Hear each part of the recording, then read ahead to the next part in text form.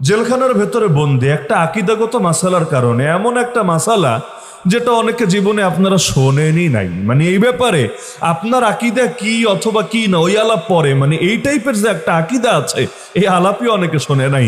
আকীদাটা ছিল কোরআনকে মাখলুক নাকি মাখলুক না। বলবেন হুজুর এই টাইপের কোনো আলোচনাই তো জন্মে শুনি নাই। যারা মাদ্রাসায় পড়েছে তারা হয়তো শুনেছে, আমি সাধারণ যারা গ্রামাঞ্চলে থাকে তাদের কথা বলছি। কোরআন মাখলুক নাকি মাখলুক না, কেন মাখলুক হলে কেন মাখলুক, মাখলুক না হলে কেন মাখলুক না, এটা বুঝাইতে চাইলো তো আমার পুরো বয়ান শুধু এর উপরে দিতে হবে, আর বয়ান বাদ দিয়ে ক্লাস করাতে হবে। ক্লাস মানে এটা আর ওয়াজ মাহফিল থাকবে না, এটা একটা ক্লাসে পরিণত হবে। এই রকম একটা সূক্ষ্ম আকীদার ক্ষেত্রে সহি অবস্থানের কারণে তাকে ধরে জেলে ফেলে দেওয়া হলো। পরপর তিনজন খলিফা, গণতান্ত্রিক সরকার না, রাজতান্ত্রিক বাদশাও না, আবার একনায়ক বা স্বৈর শাসকও না, নামধারী খলিফা।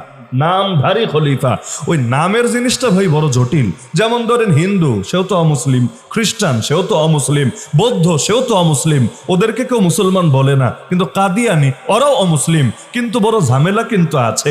হিন্দুর সাথে হিন্দুরে নিয়ে ওই টেনশন করা লাগবে না যেটা কাদিয়ানিকে নিয়ে করা লাগবে। কেন? নাম যখন সামনে চলে আসে তখন এটা নিয়ে বেশি চিন্তা না করলে গোটা উম্মত ফিতনায় পড়ে।